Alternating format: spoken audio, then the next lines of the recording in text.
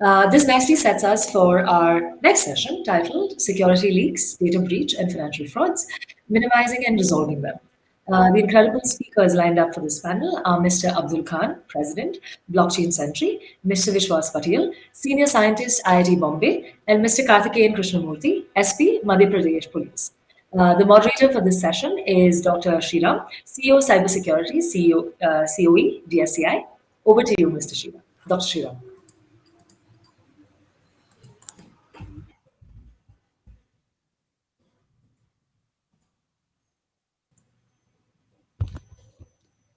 Hello everyone, can you hear me? Hello everyone and welcome to this session on this very interesting symposium of Metaverse. So this panel discussion is about security leaks, data breach and financial frauds in the world of Metaverse. So we have with us other panelists joining in. So Anisha, would you like to introduce them? Hello, Mr. Khan. Mr. A.H. Khan. Hi, President of Blockchainsentry. I speak Karthikeyan. Yes. And Mr. Vishwas Patil, Senior Research Scientist. Hi, Dr. IIT Bombay. Yeah. And Mr. Krishnamoorthi from Madhya Pradesh Police. Yeah. Hello. Hi everyone.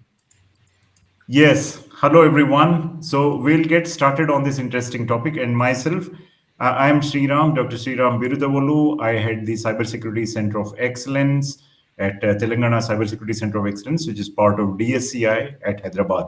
Okay. So, and we are very excited to bring this session to you, to all the people who are attending. Of course, this is a very core topic in the sense Metaverse is there, but what about the security of it? What about the frauds? What about the measures that we need to take? So what are the leaks that are happening? So without further ado, in the interest of time, I will jump into the topic. So first of all, in this session, we will be covering what about the attacks on blockchains, crypto exchanges, use of cryptocurrencies, etc., and the quandaries about the security of the foundational infrastructure of the metaverse and the risks which are there in the form of depositor protection, money laundering, tax evasions, and so on. And with the associated risks with cryptocurrencies, are they really going to dampen the prospects of metaverse? And what are the probable risks arising out of the different swaths of behavioral and personal information that will be generated and gathered in the metaverse? Okay, so that brings in the privacy angle as well. And as you know, metaverse, all of these things, they are boundaryless in the sense they are not bound by any one jurisdiction or so. It is global in nature. So currently we have so many such versions which are there in AR, VR, as well as the other worlds which are there. Second Life is a good example. Even a person playing an Xbox or an online game of chess with others is online in a universe where multiple players are there without boundaries and they are playing. So first, I would like to address this question to Mr. A.H. Khan. Are the incidents of attacks on blockchains, crypto exchanges, and use of cryptocurrencies in ransomware, etc., are they an impediment to the acceptability of metaverse overall, writ large? Okay. So yeah. Thank you, Dr. Sriram. This is a very interesting question. First of all, this type of risks are there. These types of activities are happening on all infrastructure that we have. And what we have done is we have built sufficient security infrastructure to see to it that these are addressed properly, and still the show will go on. And first of all, these are not going to be the impediments, my personal opinion, for one reason, that if there is a value that is getting created on this metaverse and it is giving return on the investment and there is a consumption, then there will be people who will be interested in taking the risk and going forward, because every business that we do, unless we take risk, there is no reward. So I don't think that there is going to be these incidents are going to be the impediments in really making metaverse a reality in near future. So that's my opinion. I would like to hear from uh, SP Karthikeyan and also from Dr. Vishwas. Yes, certainly, certainly. So I'd like to take the same question to Mr. Karthikeyan Krishnamurthy. Okay, of course, it is people are worried about not just a return on investment, but a return of investment. Okay, so we wind up. So next, that yeah, yes, Karthikeyan. Uh, Thank you. Thanks for the question. And it's my personal view is that whatever the crimes which are happening in the real world, they may or they are about to happen in the metaverse also. But it should not an impediment. It should not be an impediment to the adoption of the metaverse, because anyway. It's like in real world a person is entering into a real world without any fear, like birth and death is a part of the real world. Similarly in metaverse also, it will be like a creation of the avatar or a deletion of the avatar will be a part of that metaverse, and any crime or any other negative will not be, it's a part of the life, so it will not create a problem on that one. That's what my personal view is. Yes, absolutely. So there is no stopping the progress. Of course, we need to take this into account. All these incidents should point to the fact that you need to strengthen or may defend your ring fence your infrastructure even more, ring fence it to protect them more. But also it shows that these should be far and few. It is not that a lot of people are getting their accounts swiped out or wiped out. So then it would be a disaster. And people will lose faith in the system and would leave in droves elsewhere. So, yes, to Mr. Vishwas, Dr. Vishwas Patil, would you like to comment on this? So, I have some good news that if we see define metaverse as a combination of audio visual experience along with some intelligence through AI models and the data that the users are bringing onto the platform, if we see the progress in IEEE standards for XR technology, and if we see the moral and ethical guidelines for AI technology, we'll see that a lot of apprehensions that we have, everyone is considering about these apprehensions, and these will be part of the design, that there would be certain things that would not be allowed to be done outrightly on the platform. If you're following the news about the ethical behavior of some of the people about a news reporter in the metaverse, uh, that clearly defines that people are taking good design measures for metaverse. It depends on which universe you are entering into. There will be several universes, and it again depends what is the utility of those universes. And there are some very good use cases about these universes. For example, industrial troubleshooting, sandboxing of COVID pandemic progression, and education, medical care. All these things are good pros of this potential AV XR experience. But given at the same time, if you are entering it into this universe for the sake of entertainment or living some of the fantasies that you cannot live in real experience, things are different. But the question about some of the technologies that are seeing impediments currently, will that turn out to be impediments of metaverse? Yes and no. Depends on whether the universe is dependent on those things. And that is always the case about the software libraries also. If there is a vulnerability in the underlying library, you will inherit that vulnerability. That's my opinion. Thank you, course. And the next question would be, what are the quandaries over the security of the foundational infrastructure of the metaverse? And I'll club the next question also, as are the risks in the form of depositors, protections, money laundering, tax evasion, etc., associated with these cryptocurrencies, are they going to dampen the prospects of metaverse? So there are two parts to this question. One is the foundation, that means the foundational infrastructure of the metaverse. And the second thing is these risks in the surrounding ecosystem, okay, in the form of depositor protection, money laundering, tax evasion, and sanctions violation associated with cryptocurrencies. How are they going to dampen the prospects of metaverse? So, for example, if there is blockchain and which you strengthen a lot, but then there is the surrounding systems and processes and infrastructure as well, which feeds into the blockchain or retrieves from the blockchain. And unless they are protected as well, the entire thing as an ecosystem will not be very strong. So, yes, over to Mr. Khan. Yeah, first of all, coming to the um, question regarding the infrastructure, we need to have even better infrastructure than what we have currently.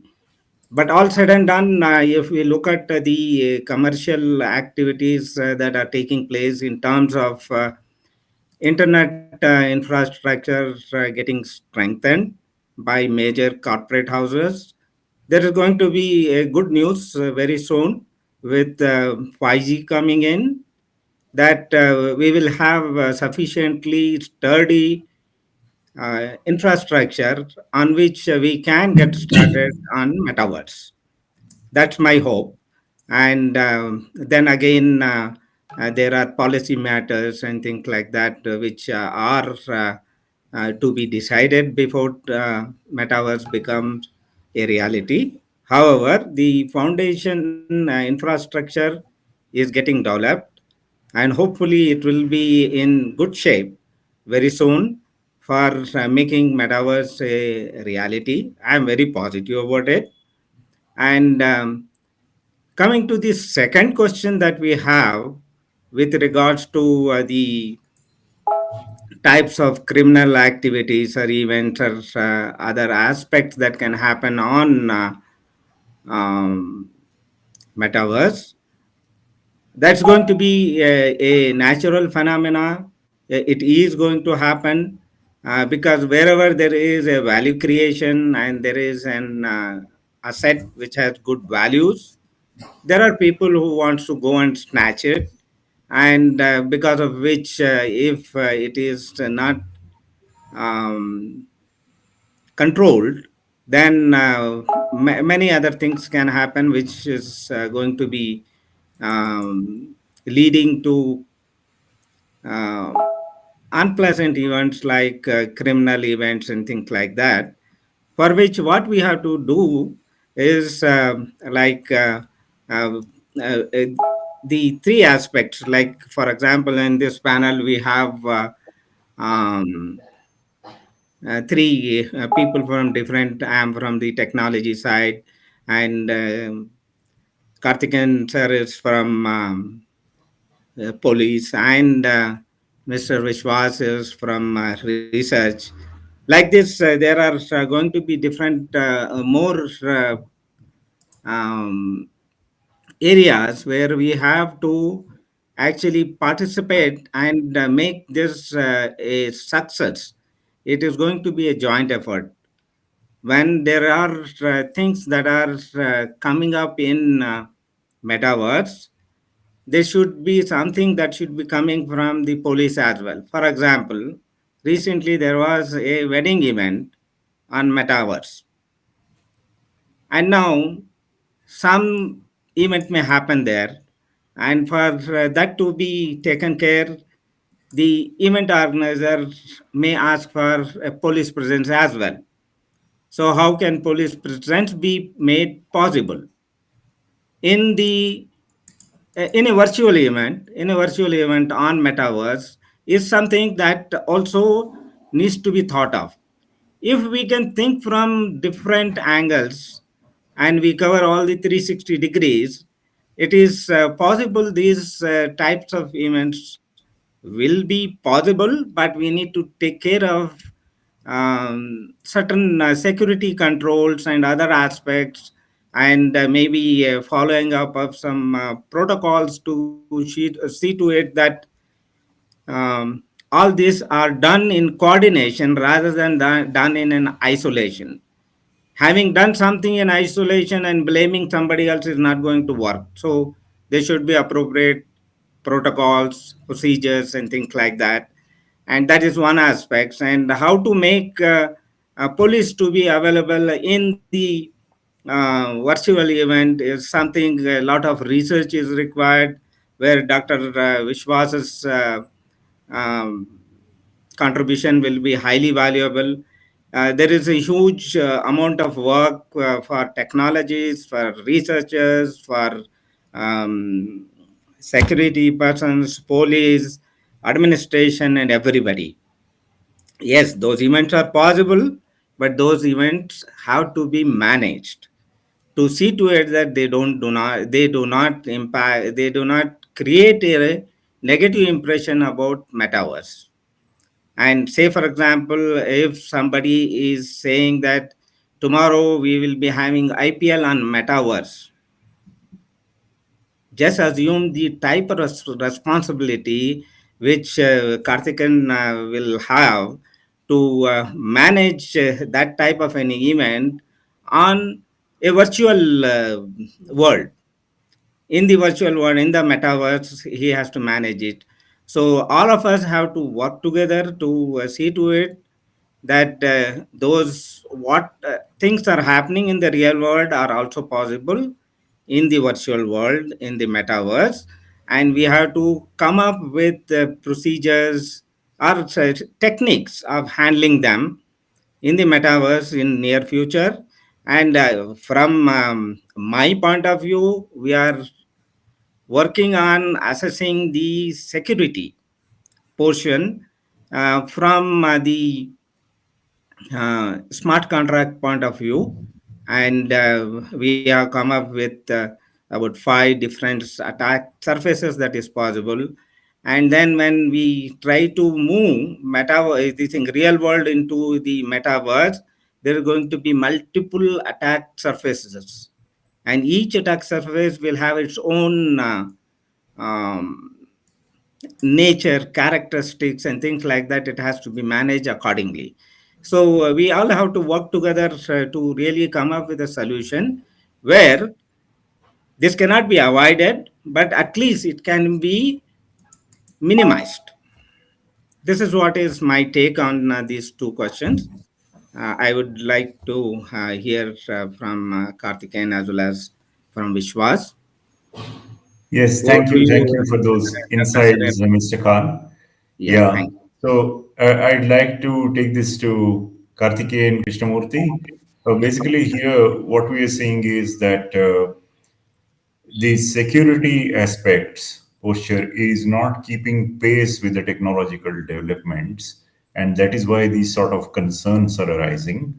That means you are so excited to roll out the new technologies and have people benefit from it, or we benefit from it. The company is not given a thought to the security side of it. And as regulations and all come into play, at least for the critical applications, they need to do that. And there will be a difference in how people use it, surely.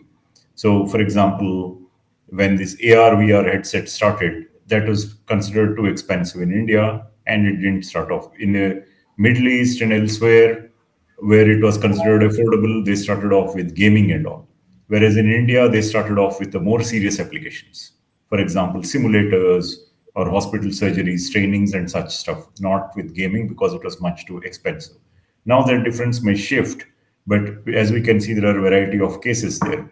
Supposing somebody is using metaverse to do some gene splicing or something like that, and they want to retain quality and problem should not arise or something like that, there need to be a lot of checks and balances and processes. So somebody has to approve, which means there is a need for regulations, standards, and approval bodies in order to take this metaverse to any kind of serious applications. Okay, so that is it. Yeah, I would like to hear from Karthikeyan. As Mr. Khan rightly said, like the security of the uh, internet infrastructure gives the security in the metaverse. That's the base, that's the foundation. That's true. With respect to other aspects of the metaverse, I have created a poll with 3 questions. I'll request the audience to answer that. So far, some 30 plus votes have been given for all the three questions. The first question is, do you need police in Metaverse? That's a simple question. So far with 31 votes, I have got 80% reply is like yes. So it means they are happy with the policing in physical world. That's why they need a police in Metaverse. So I take it in a positive way. And the second question is, do you want to have the same physical boundaries of real world? That is the countries, the states, the areas which we have in the Metaverse also. Here I'm receiving 50-50. 50 people, 50% are telling yes, I need countries in the Metaverse, and 50% are telling no, I need a separate some kind of some other law. The third question which I have asked the audience is, have do you want to take the laws of the physical world which we are having, like the criminal procedure code or the Indian penal code or any other laws in the physical world, you need to replicate the same laws in the Metaverse? That one I have asked. There also I have received 70% for 36 votes till now. So 70% of the people are telling yes, we need to take the laws of the physical world to the Metaverse. So here also I can take it in a positive way. Like they are okay with the present laws and they are happy with that. That's why they want the same laws to be applicable in the Metaverse. So having said these things, in today's discussion, I would leave the audience with three books and one movie and one it's a web series. So to ponder upon this topic, the first book is Homo Deus, Homo Sapiens. Second, and third is the Bitcoin Standard. So these are the three books, and the movie is, as we all know, Ready Player One. Who introduced that movie? Introduced the what kind of things can happen in the metaverse or some kind of virtual world. And the third, it's a Black Mirror, Nosedive. The series name is Black Mirror, and Nosedive is the episode name, and it is in Netflix.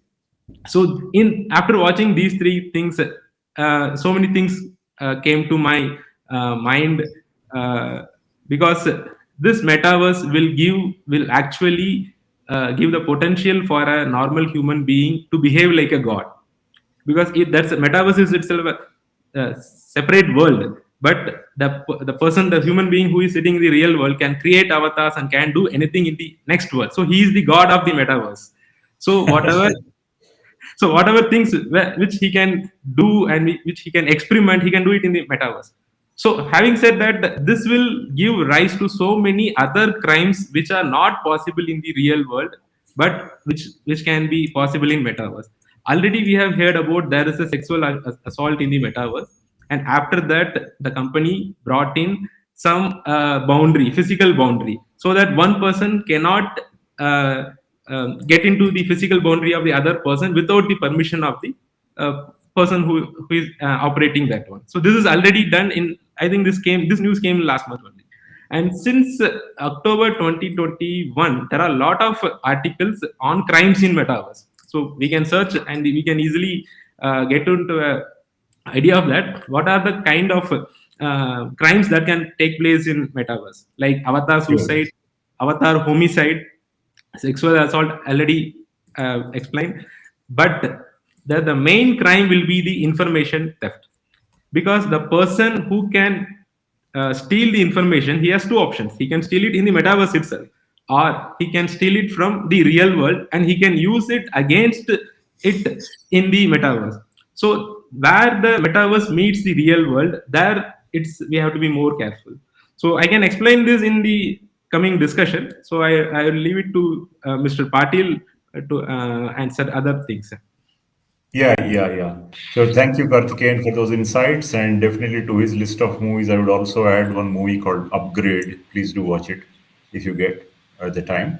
Okay, it's a very interesting movie, interesting take on things. Yes, over to you, Dr. Vishwas. Okay, so I think we have combined two questions. First one relates with foundational infrastructure, and second one about the money aspect of metaverse. So answering the first one, apart from the hardware requirements that one would require to join metaverse, there would be other software kind of requirements. That is the set of libraries that one would require to invoke to participate into metaverse. And having said that, whatever those modules of software are vulnerable to, you too will be vulnerable in invoking those software libraries. So assume there is a metaverse that is designed by some unknown entity in which you join, and that entity would have the capacity to design an environment which will lead you to make the choices that lead to vulnerable situations. So that kind of control the metaverse owner will have. So we don't know yet a wide scale deployment of what sort of metaverses will be around us. But having seen the trend, the big players of the industry who already have unofficial KYCs about each one of us will be the leaders in deploying such, and there is an interest for their business thing that they will not let the users have experience that will repel the users away from the platform. So they will probably deliver experiences that benefit not only them but also the users. But the challenges that will lie ahead will be already through the browser, through the mobiles, we are revealing so much about ourselves that there are models that can predict our personal traits, our behavior, our decision making. And all these inventions were done for the effective advertisements and selling of products. But it is also possible that the same sword can be used for other purposes. And through Metaverse, which is a rich environment in which you are giving audiovisual clues to the observers of the universe, it is even more enriching data, which will add to the decision points that the algorithms will use to make even more accurate predictions about what you may do, may not do, etc. kind of things. So, Thank you. adding to that, Yeah, uh, please go on. about the money laundering and etc. things, it depends on whether you are entering into a KYC metaverse or non-KYC metaverse. These instances apply only to the KYC, non-KYC things, and definitely those will be out of the gambit of the governments, and those may not have official implications, like you buying land in some Kailasa nation. So those things no one cares in real world, right? So those kind of universes may exist. That's okay. But the other thing is in KYC enabled some sensible metaverse, all the rules or the apprehensions that we are discussing are possible to be designed in the architecture itself through smart contracts. So we can define precisely what one can do, one cannot do, what would be the implications, what would be the penalties, and those will be invoked by the software and environment. So it may not be you are the god and you can do anything. There would be rules, etc. It depends on which universe we are talking about.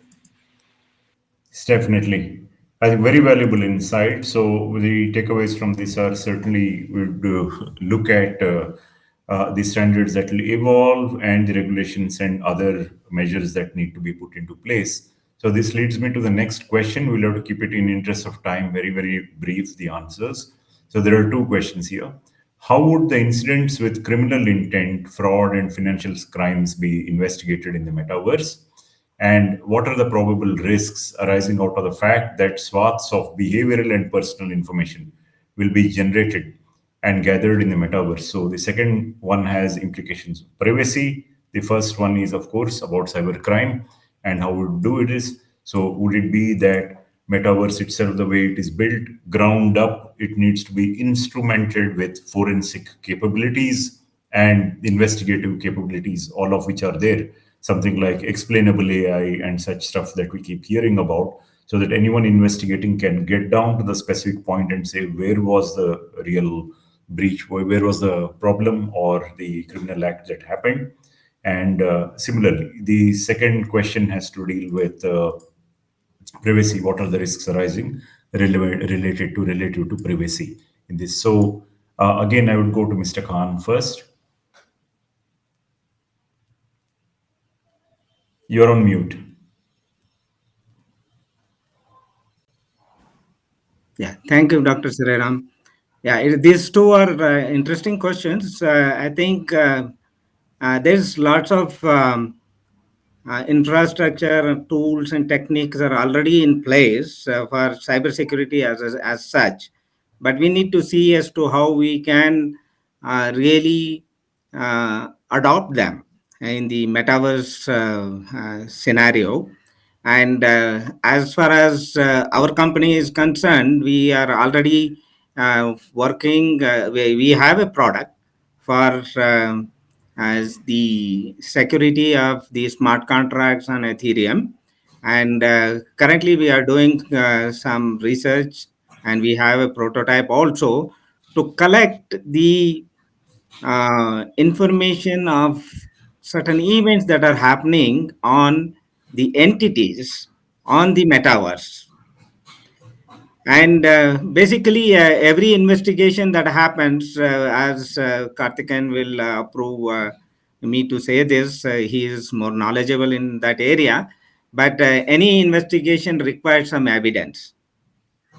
So we are coming up with a tool which can collect the evidence. And collecting just information is not sufficient, but it needs to be properly collated. It has to be properly aggregated to really give the investigation team some right clues to make the investigation faster. And that requires big data and all other technologies to be used. We are currently working on it, and I think very soon we will be having some tool for investigation help for any type of any investigation agency. And also we will build up solutions which can speed up their decision making. That is more important, because unlike the in real world, what amount of data we collect and the amount of data that we collect on the digital world, metaverse in specific, is huge. And that Yeah. processing and aggregating them appropriately will help the investigation agencies quite a bit. So And I our think efforts are we're in that really direction. running out of time now. So I'd like to give Mr. Vishwas, Dr. Vishwas Patil. Would you like to comment on this next? Yeah, I think I have slightly covered these in my earlier responses about the frauds and crimes. Those can be definitely covered mostly by smart contracts, etc., and the upcoming ethical, moral, and regulations suggestions. About the last one, which is very important, about the behavioral and personal information, that this is quite dangerous because you are not only revealing about your real world environment, but your hypothetical environments also. So, giving audio-visual information about your environment, your likes, dislikes is going to further enrich about your profiles with the big players in the data market, and it would be very precise for them to manage or manipulate or outcast you from the platform. Sure, thank you. Any words, Ms. Krishnamurthy, Karthikeyan Krishnamurthy? We are almost out of Just time. keeping time in my mind, I'll be very brief in my answer. That's why, in anticipation of these questions, I made these three polls, and I'm getting the answers. You can also see that same thing. And with respect to the privacy, yes, we need to have more research on that one. That is required. And with respect to the security aspects, yes, already there. And if we can, police can do some kind of policing in metaverse that can prevent some crimes in that one. And if you see in the real world, all the problems is because we will say the unpredictable nature of the man, unpredictable nature of the human. That is the thing, because it is in the unpredictableness is into his DNA, whereas in metaverse, in blockchain is the DNA of the metaverse. So everything is recorded. That is going to be increase the. It is providing. It will 100% integrity of the system. So evidences collection will not be a problem in metaverse, and the digital footprints definitely will lead to a logical conclusion of a criminal case. That's all. Thank you very much. So we will just take a couple of questions. Anyone has any questions they can ask?